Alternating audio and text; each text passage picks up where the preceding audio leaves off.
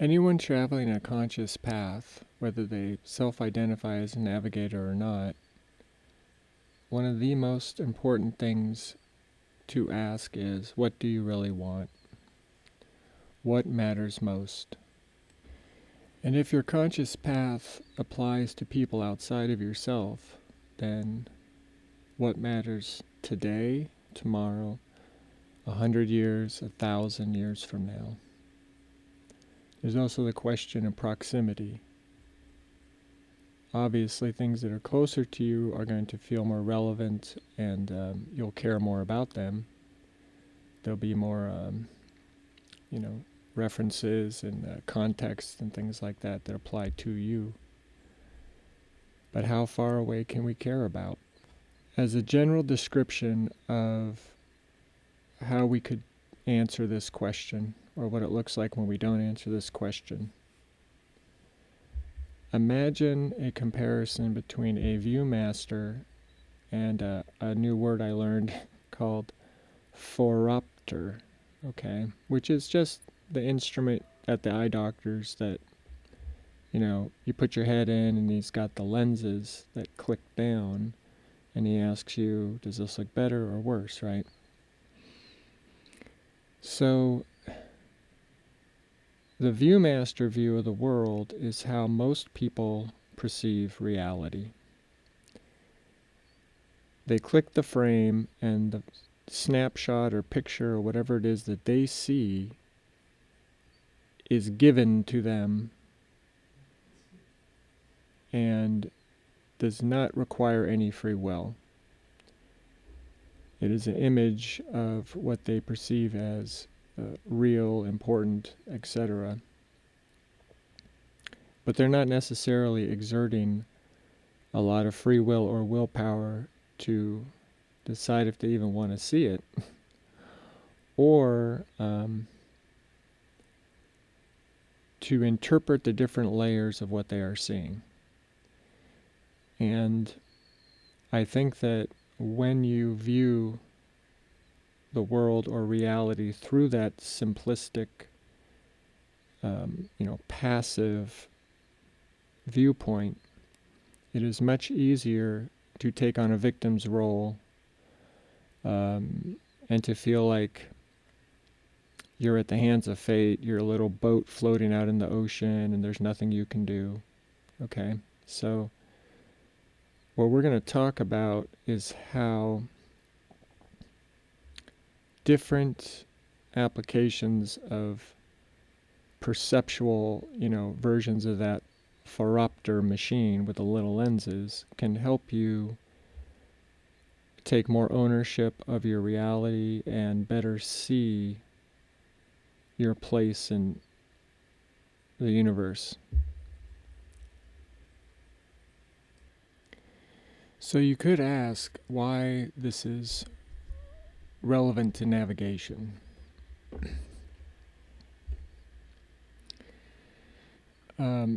If you look at the diagram for this series, basically, if an individual has or adopts the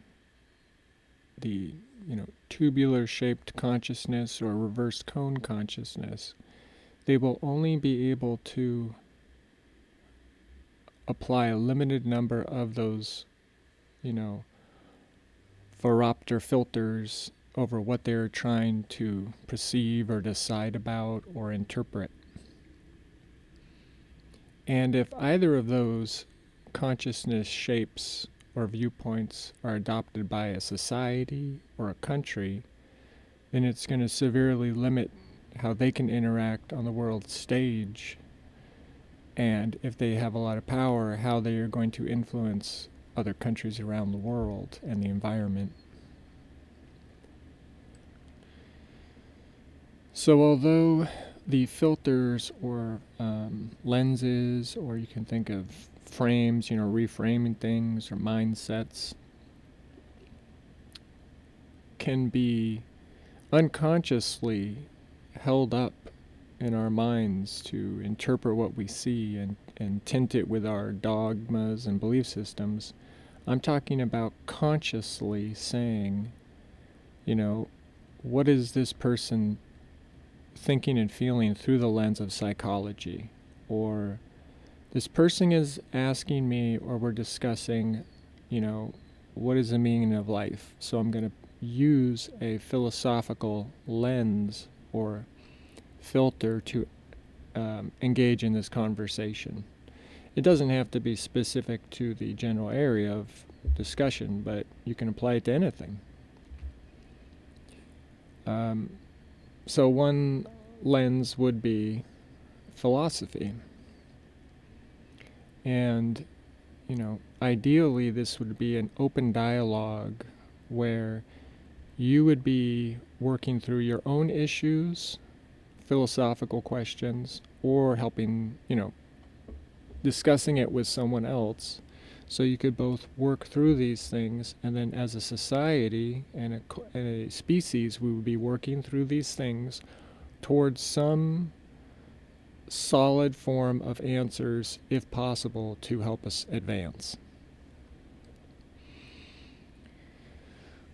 The psychology lens is useful on a personal and interpersonal level as well, because the more you know about how the mind works, or theoretically works, and the subconscious and conscious and ego and all these things, you're better equipped to help yourself and other people sort out emotional issues that affect consciousness, free will, motivation, and things like that. And of course, communities have a psychology to them, countries, etc. So that's more of the practical applications of the working of the mind, as opposed to philosophy, where we're talking about how ideas can steer the direction of individuals and societies. Apart from those practical viewpoints, okay, as a navigator or a seeker, or however you want to describe yourself, you need to learn to not be distracted or get stuck in certain lenses or frames or viewpoints, because they are not endpoints for anything. They are temporary ways to look at the same data to determine what is fact or truth, or however you want to phrase it. And then you move on down the road. And an example of this is simulation theory. A lot of people worry about simulation theory. They say, well, what if we're all in the Matrix, or we're in some computer simulation created by a more intelligent being, and blah, blah, blah. The thing is, it doesn't matter. It doesn't matter because as humans, we, even in a simulation, would be tied to the laws of physics. We would still have native caps. We would still have restrictions on what we could do. So it is an interesting thing to consider, and we're probably going to create simulations and put, virtual beings in them, AI, what have you. But for us, even if it were true, it wouldn't matter, because things within a simulation would be as good as real, and we still got to pay our bills and all these other things. Or from the Buddhist perspective, you will experience suffering, because you will have attachments, to the things happening to you. So the simulation theory is not something that we should get stuck in or have a doom and gloom attitude, because in the end, there is nothing we can do to circumvent it if it is a true thing. And a greater extension of that is conspiracy theories. It is true that, like MK Ultra, yes, there were conspiracy theories that turned out to be true. But the majority of conspiracy theories are irrelevant to your path as a seeker or navigator, or just a normal person, because the caps to your native abilities and your native influence at your level, like, I have no money, right? So if there were conspiracies going on, there's nothing I can do about them. They're irrelevant to my personal path to answer the question, what do I really want and what is most important for me, for society? They're irrelevant. So they are best, you can dip your toes in and think about them. I'm not telling you not to consider these things. I'm just saying, if you get stuck in those frames, your consciousness will go from an open cone to a tube where your peripheral vision is blocked and you don't want to hear anything but whatever fits inside the conspiracy theory, or a closed, reverse cone where you're taking in so little information that you're basically ensconcing yourself in a thought bubble, right? A mental silo, I think they call it. So don't let the simulation theory or conspiracy theories dominate the real estate in your mind. Because the more you embed them in your subconscious, they're going to come up through your ego. If you look at the diagram, the ego is those little gates, right? Through the ego into your conscious mind, and you will keep thinking consciously about these things that have no relevance to the speed of which you can reach your goals. Okay? They're interesting to look at, like a roadside, person selling something, but just keep driving down the road, because they will either affect you and you can do nothing about it, or they won't affect you and they're distracting you from your goals. Okay? One of the hardest things to get around in philosophy is nihilism. Nihilism is another perceptual filter in which everything is equal and nothing matters. It's valueless, right? All actions are the same. Everything is equivalent. That is a philosophical strata that you pass through. Okay, like imagine a lake. On the top, the water is extremely clear, crystal clear, beautiful. You start going down, and then you hit this layer where your visibility decreases. Okay, so you could think of that as like simulation theory, conspiracy theories.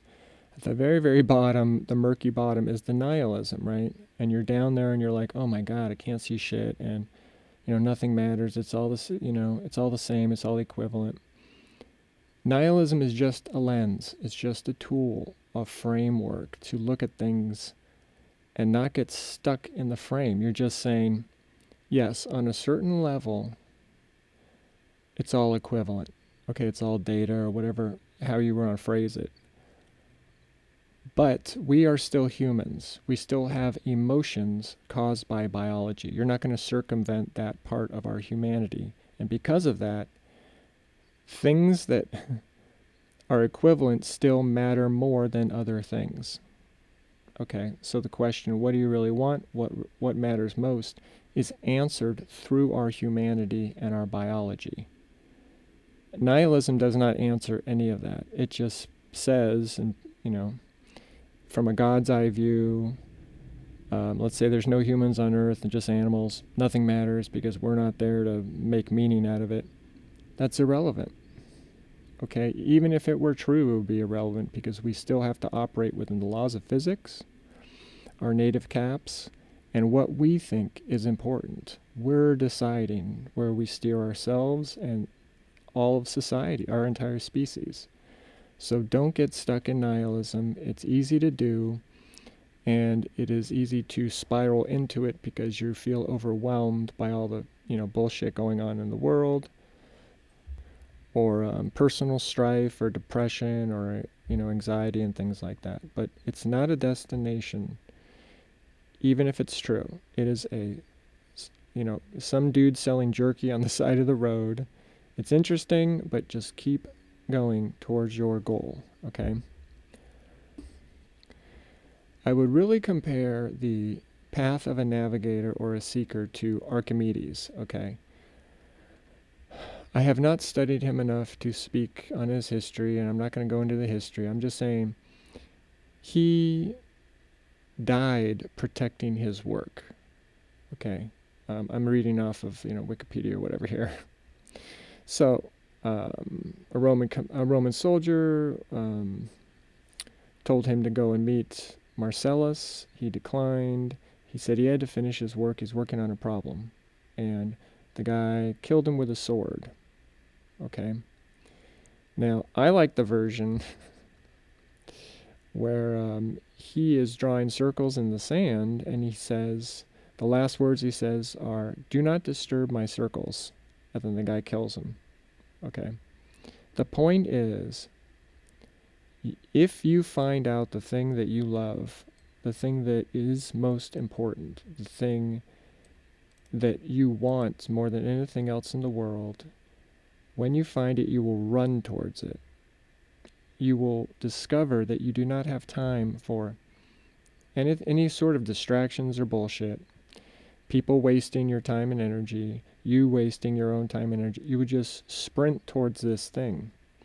And in that state is when you need to use the filters, psychology, philosophy, simulation, whatever, however you want to perceive the world, but just know that staying in those frames will keep you in that cylindrical consciousness, or the reverse cone consciousness. You want to be wide open, like the open cone, and taking in as much data as you can that's relevant to you. Beauty, experiences, all these things, and not get mired or stuck in these other frames, because these other frames will keep you from your destination, whatever that happens to be, or the thing you love, or however you want to phrase it, right?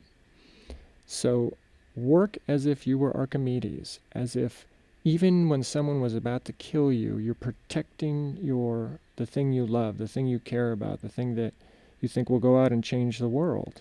Okay, protect that thing by not getting stuck in those frames, and by, as I said before, is throw out the ballast.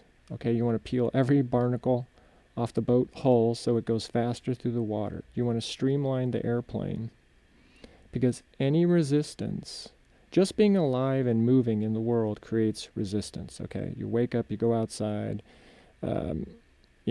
someone's mad that you're walking your dog early, or your boss is texting you. Just existing has this resistant quality to it that you have to get through.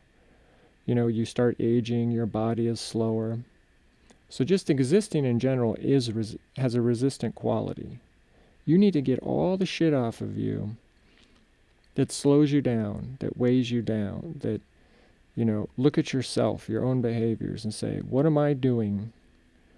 That's why you don't want the Viewmaster version of reality. You don't want to say, I'm looking out and all this stuff sucks, and it's, everyone's doing things to me and these things are happening to me.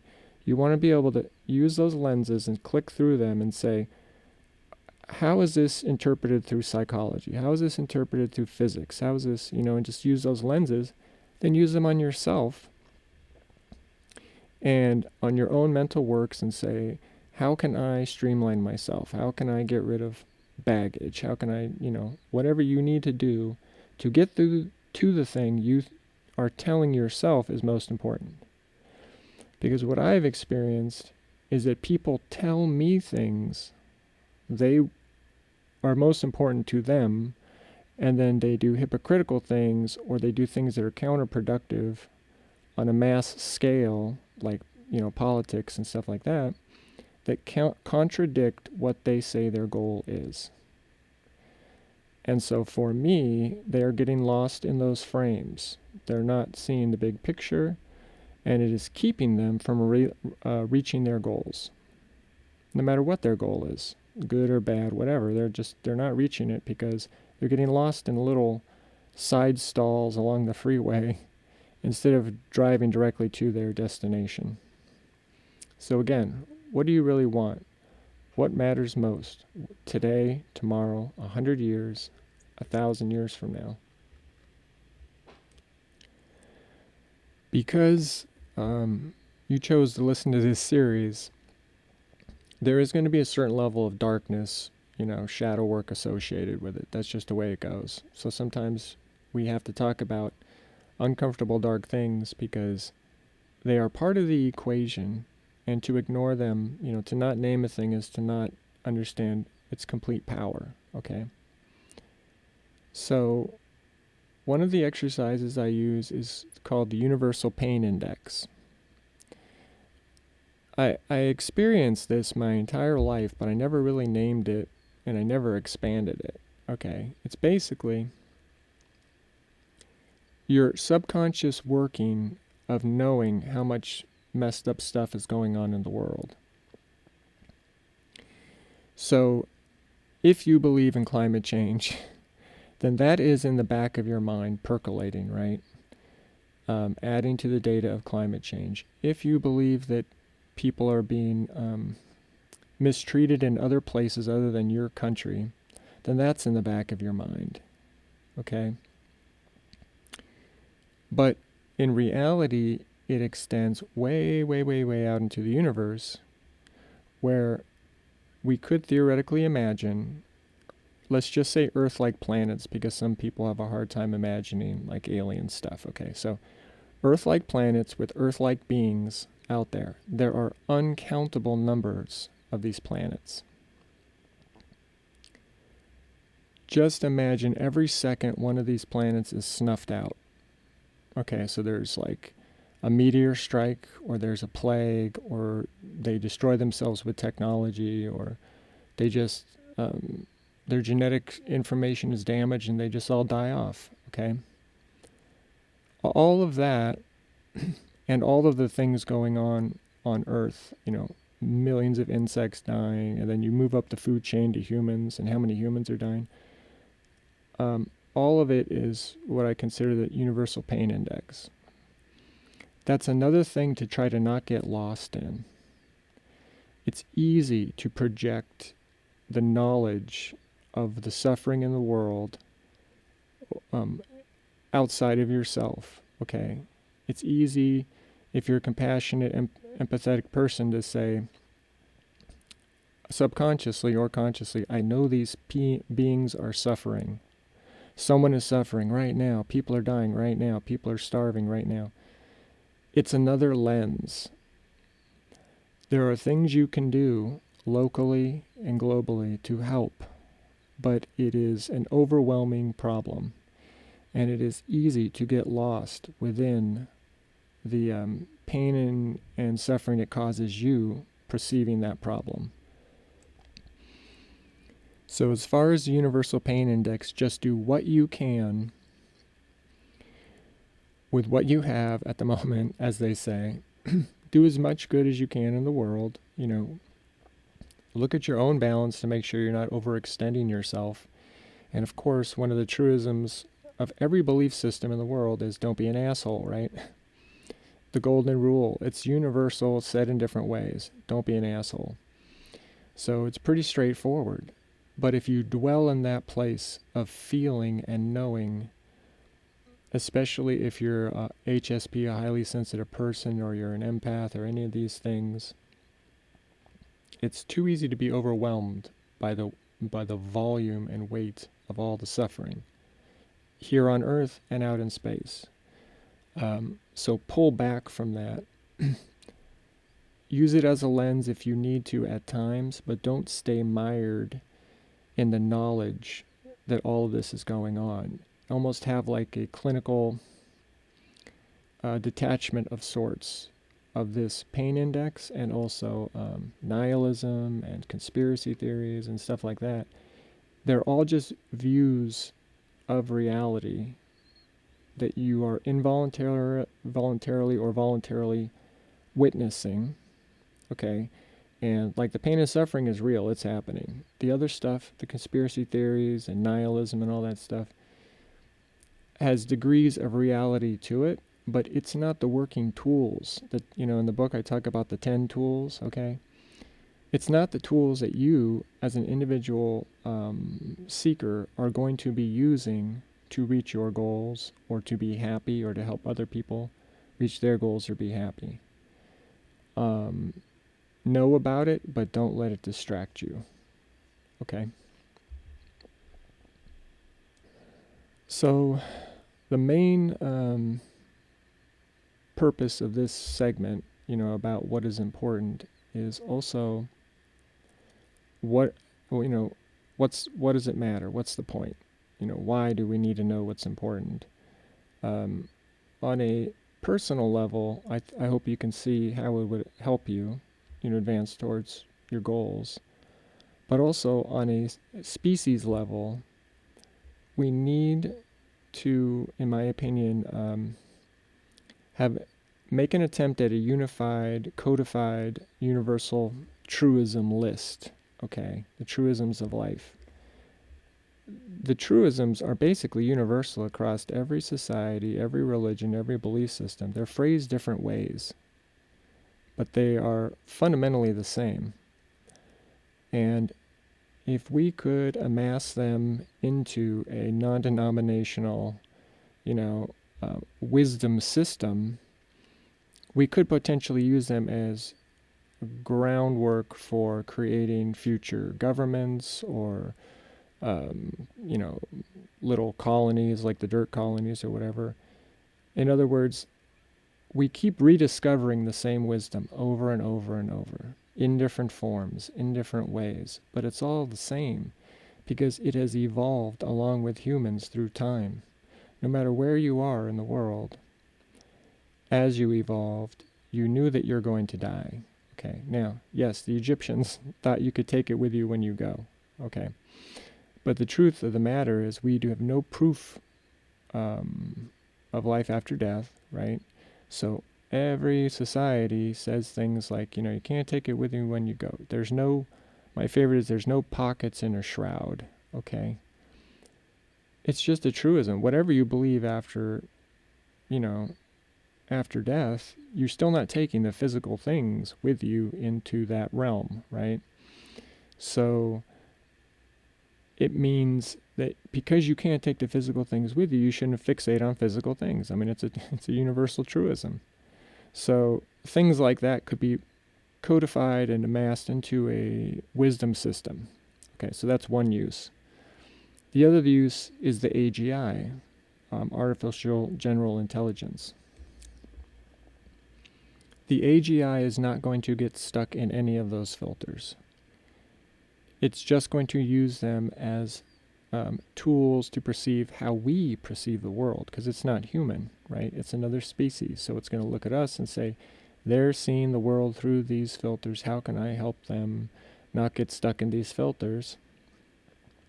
And so understanding what is important to us and where we want to go will help us develop a wise and compassionate AGI that can help us not get stuck in those frames as a species. This approach can basically be applied to any sort of engineering, discovery, or anything like that.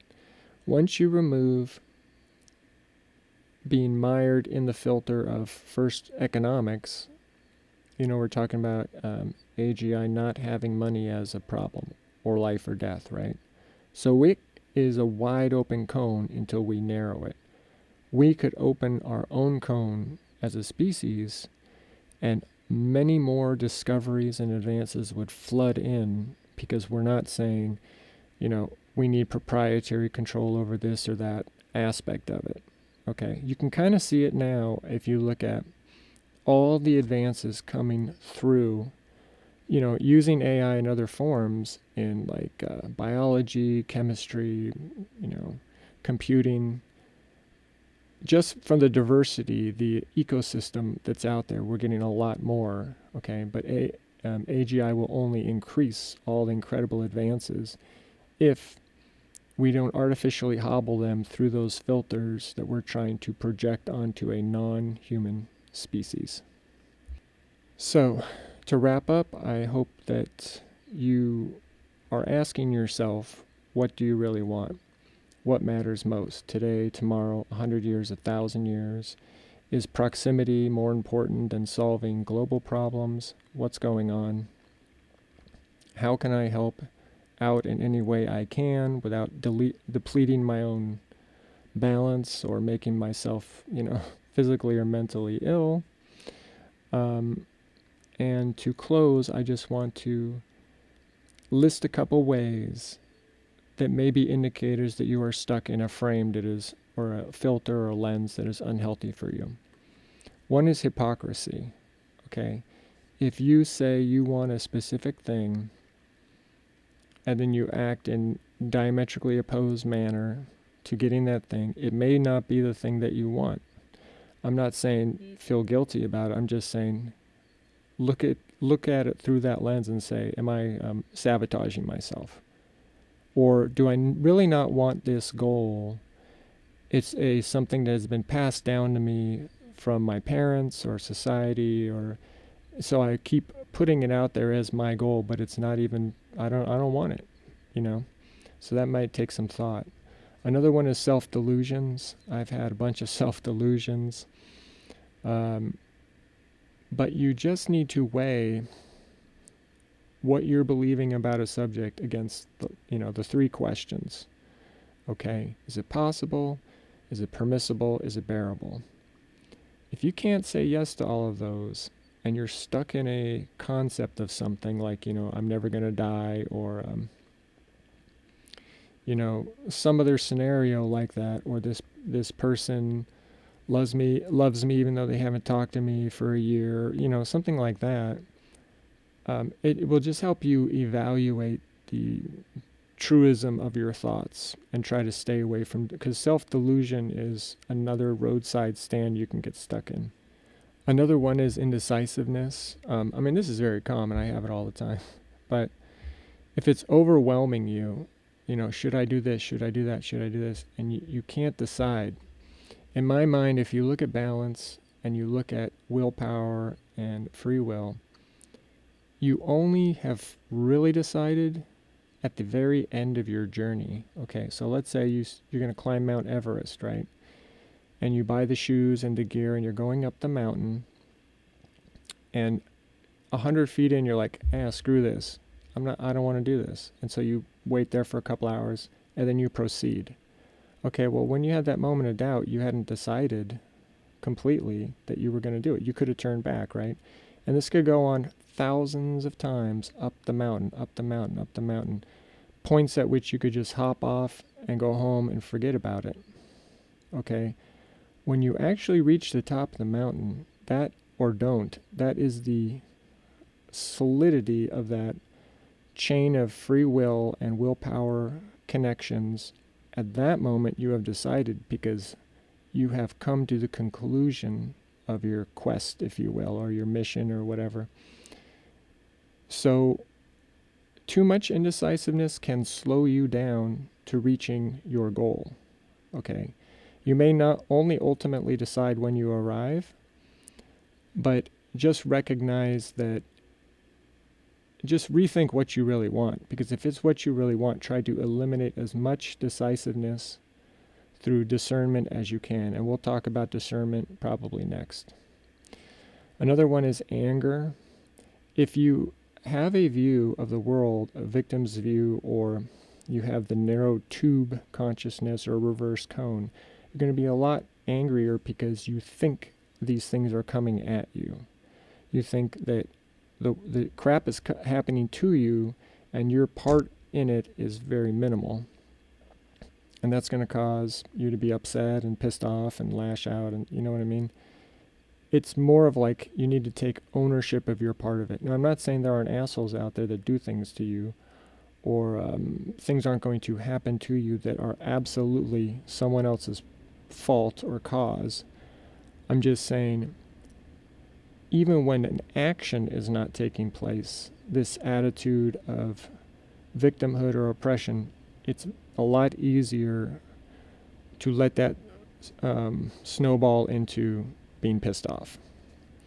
And then you just have general confusion about life and where you want to go and what you want to happen and why can't this or that happen. And that is also tied to the whole episode about free will and willpower. Okay. And then you also have, to wrap this up, you have existential angst. That is a never-ending list, right? Things in philosophy and psychology that we cannot immediately solve or figure out, like a koan, Um, are we going to destroy the planet? Are we going to destroy the environment? Will I ever find love? All these things are part of some of the shitty feelings of passing through time. Time is a transporter. You are going to arrive in the future regardless of what you do or what the world does. If you survive, you'll be in the future at some point. But there are things you can do in your life to reduce that angst, because you're saying to yourself, I have a goal, I know what's important, I'm going to move towards the goal, just like Archimedes, and all this bullshit swirling around me. It may impact me, it may try to slow me down, but I will not give up. I will not let these external things, even if I got one arm and leg tied behind my back and I'm living in a cardboard box, I will still move towards my goal. Okay?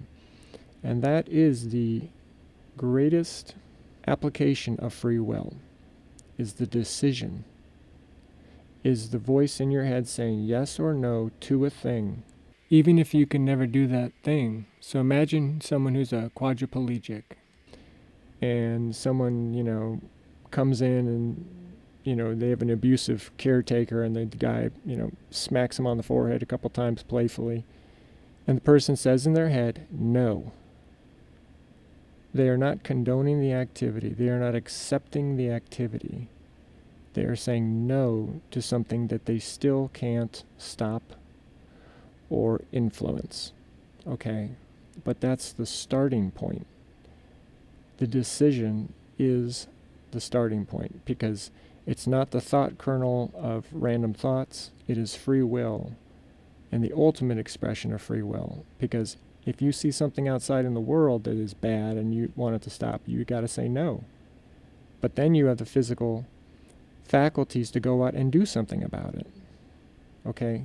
But even if you don't have the physical faculties, you have the mental faculties. And that is the essence, the koan, is to say yes or no to the thing. And then the last indicator that you could be stuck in some of these other filters is addictions to things. I am a sugar addict, and I also, when I'm researching for the books, I get lost in images on Pinterest, sci-fi stuff, and so the addictions can be a substitute for, or an indicator that you are stuck in a frame. Okay, if you're stuck in a nihilistic frame where nothing matters, you are more likely to do things to self-soothe, whether that's substance use or endless rabbit holes on the internet or whatever. It helps you deal with the fact that it's all the same and nothing matters, right? Or if you're stuck in a conspiracy theory, frame where you think the government is going to oppress everyone and chip you and all this other stuff, then you're going to eat a bunch of carbs because you want to feel like things are going to be okay. You want to self-soothe. And that's what I use sugar for, is to self-soothe when I'm super stressed, or when I can't figure out a problem, or when I think I'm the problem, or, So it's very common. Addiction is very common, but I'm just saying it can be an indicator that you are stuck in a frame that is not serving you, and you need to snap it out of your view, just like the doctor's, the eye doctor's tool, and use a different lens. See the world through this other lens, psychology, philosophy, physics, whatever, or just chill out and just see the world. Just experience the things that are going on around you. There's a phrase from an audio series I love, that The Moon Over Morocco, by ZBS. I really recommend it. And in there, the person says, there are many inside, and one that listens. Let the many pass, be the one that listens. And sometimes the best frame is to just go out in nature or wherever calms you and just just exist without all the input or internal dialogue, and just experience life. Okay? So I hope that this has helped you in some way, and that, you can identify, make a list maybe of the frames that you're using to perceive the world, and think about what's important for you, what you really want, for what should humanity be unified around. What's the world going to look like in 100, 1,000 years? What's important? And I will talk to you next time. Bye-bye.